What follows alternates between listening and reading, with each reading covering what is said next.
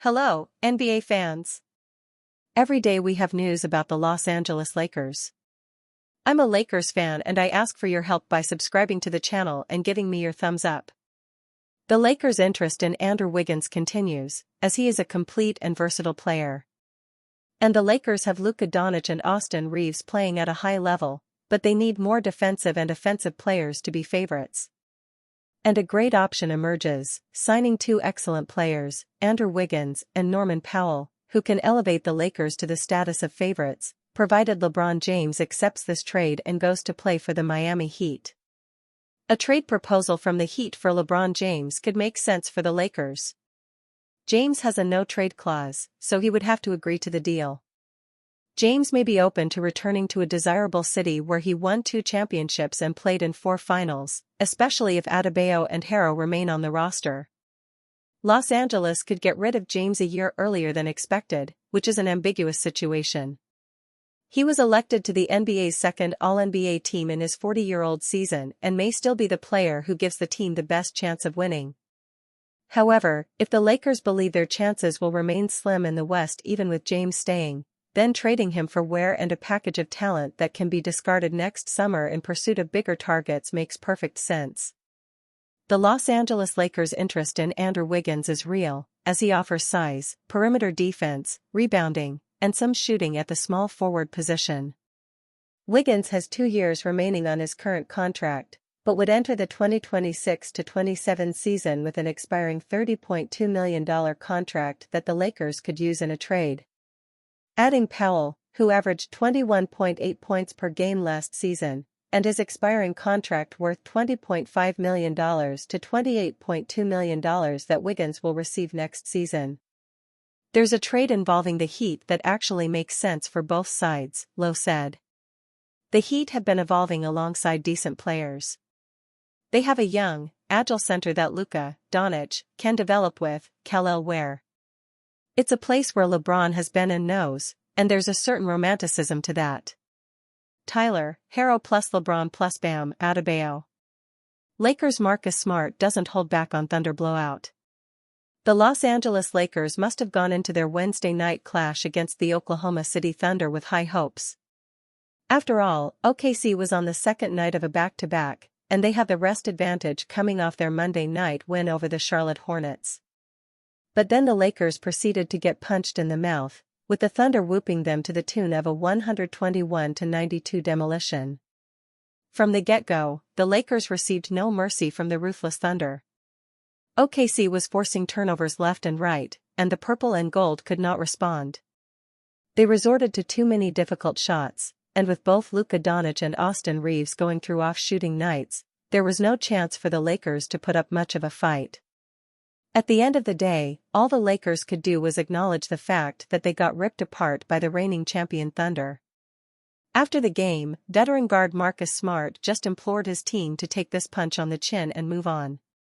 "There's nothing we can take away other than we got our ass kicked, and we got to bounce back," Smart said, via Kobe Price of SoCal News Group. Marcus Smart, "There's nothing we can take away other than we got our ass kicked, and we got to bounce." Indeed, over an 82-game grind, there's no point in dwelling over a loss such as this. The Lakers are still 8-4 on the season, and they have not even gotten a single minute from LeBron James this season yet. The Lakers will look to return to winning ways when they take on the New Orleans Pelicans in NBA Cup action on Friday night. Lakers endure nightmare outing against the Thunder. The Lakers turned the ball over 20 times against the Thunder on Wednesday, and that is a recipe for disaster against the best defensive team in the association. Moreover, Doncic and Reeves combined to shoot 11-32 from the field, and it's impossible for a purple and gold squad that relies too much on these two players to win whenever they shoot this poorly. Having James back would help a lot with the Thunder matchup, as he will provide rim pressure, creating easier shots from the perimeter for LA. Dalton Knecht plays 19 minutes for Lakers at Oklahoma City. Oklahoma City, 12-1, defeated Los Angeles, 8-4, 121-92, on Wednesday at Paycom Center in Oklahoma City, Oklahoma. Former Vol Dalton Knecht played 19 minutes for the Lakers. He totaled 16 points, 2 rebounds, and 1 assist.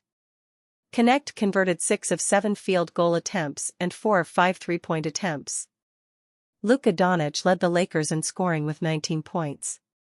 Knecht was selected in the first round of the 2024 NBA Draft, number 17, by Los Angeles. He transferred to Tennessee from Northern Colorado and played for the Vols during the 2023-24 season under head coach Rick Barnes. During his one season at Tennessee, Knecht averaged 21.7 points, 4.9 rebounds, and 1.8 assists per game. He led the Vols to a SEC regular season championship and an appearance in the NCAA Tournament Elite Eight for a second time in school history. Los Angeles will next play Friday at New Orleans. Lakers player grades: LA gets destroyed by the Thunder. Despite the key injuries they have had to deal with, the Los Angeles Lakers have gotten off to a nice start this season by winning 8 of their first 11 games. But on Wednesday, they ran into a buzzsaw named the Oklahoma City Thunder. The Thunder, the defending NBA champions, came in with an 11-1 record and ranked at or near the top of the league in several categories at both ends of the floor. They gave Los Angeles a reality check while reminding everyone why they're the favorites to win it all again this season. The Lakers ended the first quarter down by 12, as they shot just 40% from the field and committed 6 turnovers during the period. It only got worse afterward when they went roughly 8 minutes in the second quarter without hitting a single shot, allowing Oklahoma City to go up 70-38 at halftime. Nothing changed in the second half, resulting in a 121-92 blowout loss for LA. This was an all-around humbling for the Lakers. They shot 40.3% from the field and 31.4% from three-point range, had only 19 assists and committed 20 turnovers while giving up 26 points off turnovers and getting outscored in the paint by 18. By the 3-minute mark of the first quarter, when they fell behind by double digits, it was clear that it wouldn't be their night.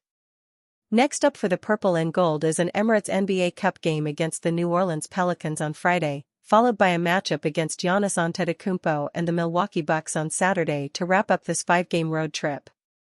Rui Hachimura, B.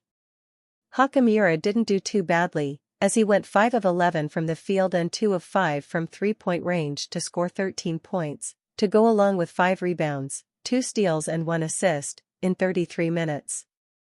DeAndre Ayton, D. The Lakers needed a lot more from Ayton in multiple categories. He took only 5 shots and hit 3 of them to score 6 points, and he also had 5 rebounds, 1 assist, 1 steal and 4 turnovers in 26 minutes. Defensively, he didn't provide enough resistance, whether it was defending shots at or near the rim or contesting perimeter shots by Thunder big man Chet Holmgren, and LA needed him to set better and harder screens. Marcus Smart, D. Smart made all 6 of his free throw attempts, but that was the only thing he did well on Wednesday. He shot 1 of 5 overall and 1 of 4 from downtown and finished with 9 points, 1 rebound and 1 steal. Defensively, he simply wasn't effective. Shai Gilgeous-Alexander, the reigning NBA MVP and scoring champion, scored 30 points in just 29 minutes, and reserve guard Isaiah Joe scored 21 points in 35 minutes. Austin Reeves, D-. This was the type of game where the Lakers needed a major lift from Reeves. Instead, he went 4 of 12 from the field and missed all 5 of his three-point attempts while committing 5 turnovers. He finished with 13 points, 5 rebounds, 3 assists and 1 steal in 30 minutes. Luka Doncic, D. This was an off night for Doncic. He went 7 of 20 overall, 1 of 7 from downtown and 4 of 7 from the free throw line, and he also committed 4 turnovers. He took plenty of tough, contested shots, but some of that was due to the lack of pace and movement in LA's offense, and that is something that needs to be addressed as soon as possible. Doncic played 33 minutes and had 19 points, 7 rebounds, 7 assists and 2 steals. Jared Vanderbilt, B+. Vanderbilt did a very good job on the boards with 9 rebounds in 19 minutes. He also contributed 6 points, made a 3-pointer and chipped in 2 assists. Unfortunately, he was one of the few Lakers players who brought a relatively high level of energy in this game. Jake LaRavia, D. LaRavia made just one of his 6 shot attempts and finished with just 5 points, 1 rebound and 2 assists in 22 minutes. His lack of production was emblematic of the lack of help Los Angeles got from its bench in this game. Dalton Knecht, A. Knecht got 19 minutes on the court during garbage time and he maximized it. He converted all but one of his 7 shot attempts and 5 3-point tries to score 16 points and seemed to be in a good offensive rhythm when he was in the game. He also had 2 rebounds and 1 assist. Jackson Hayes, D-C+. Hayes was in the game for 14 minutes and had minimal impact with 2 points and 2 rebounds. Bronny James, D. In 8 minutes, James went scoreless, missed all 4 of his shot attempts and had 2 assists, 1 rebound and 1 steal. Lakers must avoid misguided Anthony Davis trade at all costs. The Los Angeles Lakers should not be looking to reacquire their former star. With the Dallas Mavericks finally admitting how bad things have gotten for their franchise, the beginnings of an overhaul have commenced. It started in the front office and it should stretch to the actual roster before February of 2026. The Mavericks kicked Nico Harrison to the curb on Tuesday, announcing the team would be parting ways with the architect of the Luka Doncic trade. The question had hovered around the organization amid their embarrassing start to the season, and it finally got its definitive answer. Mavericks owner Patrick Dumont's letter to Dallas fans after firing GM Nico Harrison. Who goes next? It is only November, and a seismic trade that involves an Anthony Davis or Kyrie Irving will need to wait a bit longer, probably until December or even January. Even so, that has not stopped the other franchises around the NBA from paying close attention. The Athletic reported, the 32-year-old Davis now finds himself at the center of league-wide speculation that he might be the next to go. Irving, whose contract runs concurrent with Davis's, including a player option for $42.4 million in 2027-28, finds himself in a similar situation. Some have already pondered the thoughts of just how funny it would be for Davis to immediately reroute himself back to the Los Angeles Lakers. It's all fun and games to joke about, but the serious takeaway should be that potential swap would only be inviting disaster. Lakers must evolve and not tread backwards with Anthony Davis. Davis has only played 14 regular season games with the Mavericks since arriving in Dallas. That alone should serve as a painful reminder of just how hard it can be to navigate having the star big man as one of the pivotal figures of a franchise. The Lakers should already know this pretty well. Monday's loss to the Bucks marked the 6th straight. When Davis is playing and healthy, no one doubts his contributions. The former NBA champion was crucial in helping LeBron James put another banner up in the rafters for the Lakers. Speaking of James, what would Los Angeles need to give up to acquire his old friend? Austin Reaves' salary filler, and any potential draft compensation is a price that should not excite the Lakers one bit. Reaves has been tremendous to start the 2025-26 season, and has given every indication he wants to remain in Los Angeles once free agency hits. Teams have started internal discussions about pursuing a trade for Anthony Davis. There's going to be Anthony Davis trade talks of some seriousness. Whether they result in a deal or not is impossible to say. I would bet on yes. How about just swapping a package built around LeBron to Dallas? That is something Sam Quinn of CBS Sports thought should be intriguing. Quinn ranked the Lakers as the 9th best landing spot for Davis with that mindset. The obvious problems there are plentiful. For starters, Quinn even mentioned this himself, James has a no-trade clause that would quickly get exercised without a reroute to another team. More than that, though, it is the commitment that move makes. Davis is under contract for at least 2 more seasons before a player option in 2027-28. One would imagine the star big man picks that up and takes his $62.8 million payday. Adding back Davis would alleviate the decision of what do with James in the offseason, but it also robs Los Angeles of their flexibility in a big way. It pins down Doncic's prime years in the NBA, binding them exclusively to the former Lakers big man. What about the spacing? Do the Lakers have enough of it if the frontcourt is to feature Davis and DeAndre Ayton? It is important to remember that AD wants to play power forward and made that abundantly clear. Health concerns, financial obligations, you name it. There are several other angles that can be taken to dissect this matter, and they all lead to the same conclusion: it is just not worth it. JJ Redick reports LeBron James practice with G League's South Bay Lakers. He looked good. The Los Angeles Lakers have cleared LeBron James to start practicing, as he recovers from sciatica. James' injury has held him back this season, causing him to miss the Lakers' training camp and preseason games. Additionally, the four-time champion has missed the first 12 games of the 2025-26 campaign, including Wednesday's contest against the Oklahoma City Thunder. Earlier on Wednesday, the Lakers cleared James to participate in practice. However, he didn't practice with the team since he wasn't part of the 5-game road trip. Instead, he joined the team's G League affiliate, the South Bay Lakers. ESPN's Shams Charania reported ahead that the four-time NBA MVP was set to have a full practice for the first time, including 5-on-5 play. Before the Lakers took on the defending champions, head coach JJ Redick gave a positive update on the star forward's progress. Redick relayed the update he received from the G League team regarding LeBron James. Reports are that he looked good and he was moving well, the head coach told reporters. This is the first time that James has missed the start of the regular season. It ended his 22-year streak of playing during season openers. Fortunately for the Lakers, they have Luka Doncic and Austin Reeves.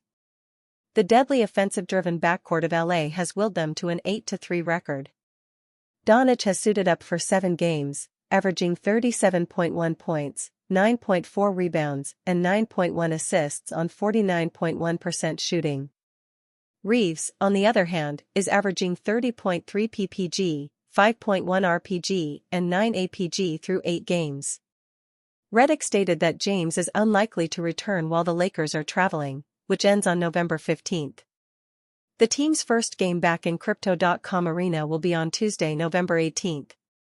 Richard Jefferson believes LeBron James doesn't need to adjust playing alongside Doncic and Reeves.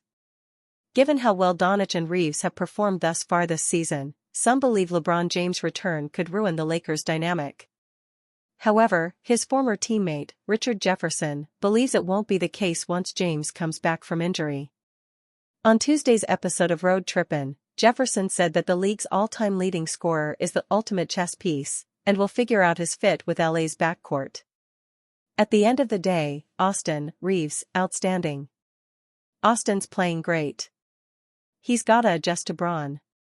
Luka is the one person that doesn't have to adjust to Bron, Jefferson said. LeBron James is the ultimate chess piece. He's figured it out with AD, Dwayne Wade, Chris Bosh, Kevin Love, Kyrie. He's figured it out with 9 Hall of Famers. He can figure it out with Austin Reeves and Luka. The Lakers could be a scary matchup this season once James returns and the team's backcourt stays consistent.